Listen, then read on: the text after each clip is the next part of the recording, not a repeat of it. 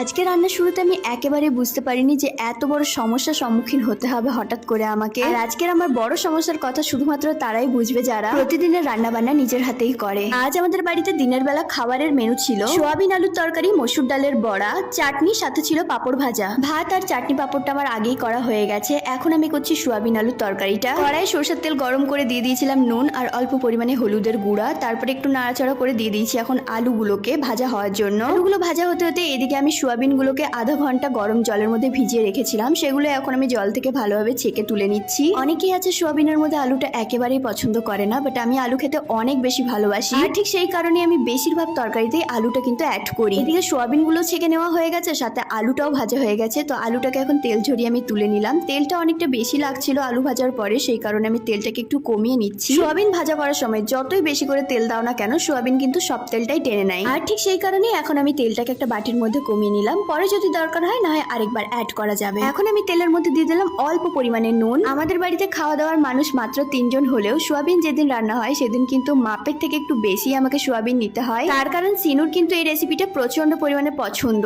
তার সাথে এই যে ভাজা করা সোয়াবিন, এটাও কিন্তু অনেক খেতে ভালোবাসে। সোয়াবিন গুলো ভাজা কমপ্লিট। এখন আমি কড়াইয়ের মধ্যে দিয়ে দিচ্ছি যে বাটির মধ্যে এক্সট্রা তেল উঠিয়ে রেখেছিলাম সেটা। মাংসর মতো করে যেই সব তরকারিগুলো আমি রান্না করি সেগুলোতে কিন্তু আমি তেজপাতা ইউজ করি, বাট তেজপাতার যে গুণাগুণ সেটা আপাতত আমার জানা নেই। তোমাদের যদি কারোর জানা থাকে অবশ্যই কমেন্ট বক্সে জানিও প্লিজ। এরপরে একটা মিডিয়াম সাইজের টমেটো কুচি করে দিয়েছিলাম, আর এরপরে আদা রসুন পেঁয়াজ টমেটো সাথে গোটা সাদা জিরা আর গোটা ধনিয়া দিয়ে একটা পেস্ট বানিয়ে নিয়েছিলাম। কাঁচা মশলাগুলোকে হালকা নাড়াচাড়া করে এখন আমি দিয়ে দিচ্ছি গুঁড়ো মশলাগুলো, যেমন হলুদের গুঁড়ো, লঙ্কার গুঁড়ো, লাল কাশ্মীরি লঙ্কার গুঁড়ো, নুন আর অল্প স্বাদের জন্য চিনি। এখন কাঁচা মশলা আর গুঁড়ো মশলাগুলোকে একটু ভালো করে কষিয়ে নেব। আর এই মশলাগুলোকে কষাতে কষাতে গ্যাস শেষ হয়ে গেল। তারপরেই হয়ে গেল মাথা খারাপ যে এখনো রান্না বান্না পুরো কমপ্লিট হলো না। এদিকে সিনুর খাবার টাইমও হয়ে এসেছে, এরই মধ্যে গ্যাস শেষ। যাই হোক, কিছুদিন আগে এই ইন্ডাকশনটা নিয়েছিলাম বলে এত বড় একটা সমস্যার সম্মুখীন হয়েও সবাই কিন্তু একদম টাইম মতোই খাবার পেয়েছে। এখন অ্যালুমিনিয়ামের কড়াই থেকে ননস্টিক কড়াইয়ের মধ্যে কষানো মশলাটাকে আমি ট্রান্সফার করে দিলাম, আর এরপরেই দিয়ে দিলাম ভেজে রাখা আলু আর ভেজে রাখা সোয়াবিন গুলো। এখন মশলার সাথে আলুকে খুব ভালোভাবে মিশিয়ে নিয়ে দিয়ে দিচ্ছি পরিমাণ মতো জল।